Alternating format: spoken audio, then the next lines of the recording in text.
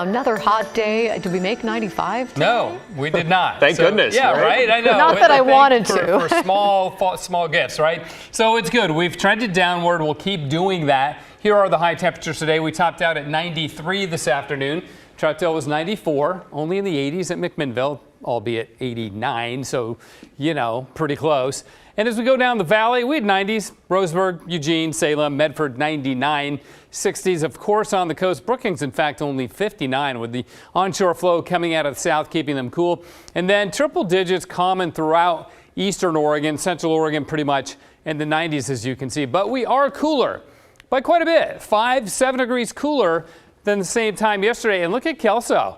Yeah, that onshore flow, the wind coming up the Columbia River really cooled off Kelso to the tune of 21 degrees cooler than 5 o'clock yesterday afternoon. So big change there, a little bit warmer in parts of eastern Oregon as the heat has shifted east just a wee bit. Now, I want to show you the smoke from the Rum Creek Fire down here in southern Oregon, right there over Josephine County. That is moving north. There's a couple of other fires. So that's one of the reasons why it's a little bit hazy. The other is we're just living with a pretty stagnant air mass. There's been no real changeover. We had that seepage of that cooler marine air into the valley last night, which is why we're not 100 today, but only in the low 90s. Meanwhile, in northeast Oregon, thunderstorms flaring up once again. Pretty limited in scope. You can see much more up in Washington, but we had a few over the Wallowas and then over the Blues too. So yeah, still a few sprinkles out here, and there was some lightning.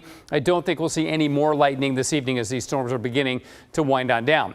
Our air quality warning doesn't wind down until a little over 24 hours from now, 9 o'clock on Thursday night, when we should see a deeper surge of cooler coastal air come in, mix our air a little bit better, and improve our air quality. Along the Oregon coast, it is a dense marine fog advisory out that way, and then the fire weather warning in northeast Oregon because of the hot weather, the low humidity, potentially gusty winds, and the lightning that we had, and then also fire weather concerns in southern Oregon and a heat advisory, Baker, Malheur, and Harney County. So there's actually quite a bit going on around Oregon, in spite of the fact that it's mainly a fair weather forecast. Now, that'll change as this weather system approaches the coast tomorrow night and into Friday, and that's what's going to cool us off as we go into Friday. There's still lots of high pressure over us, and this doesn't destroy that high pressure or replace it. It just sort of dents it, kind of knocks it back a bit. So we'll cool off a little bit as that happens. Here's Futurecast. Now, check out the low clouds as we go into Friday morning. You see them here throughout the valley, and not completely widespread, mainly on the east side of the valley, but again, an indication that it will be cooler on Friday and for the weekend going forward. And then I mentioned that tomorrow may end up being our last 90-degree day. We cool off Friday as we get this weak system coming in. We're still well in the 80s, but I think we missed 90.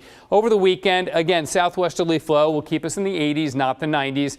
And then as we go into the middle of next week, that's a deeper system that could produce a little bit of drizzle. But the big change comes after that. If this verifies, this will be a much cooler pattern. Highs would likely be like in the low 70s with that, and we might even see a few sprinkles. So that would be a welcome relief from the super hot weather and give us a touch of fall-like weather as we go into the first weekend of September. I guess the second weekend of September. Be the second weekend of September. 92 degrees in Portland right now, freezing level 15,500 feet. Okay, hazy tonight. Sunny and not as hot tomorrow, but still 90, so you know, it's still a warm day. Then 88 on Friday, 82 Saturday. We bump up a bit on Sunday to 86, back down to 92 on Labor Day. And see by Wednesday, our highs are in the 70s. So we'll see if that trend holds. That long-range forecast has is definitely subject to some change, but good indications there. Yeah, summer continues, just not like we've had, right? Yeah, sure, we'll really miss the 90s. Yeah, we ramp it down a little bit. I think everybody would be happy with that. Thank you, Matt.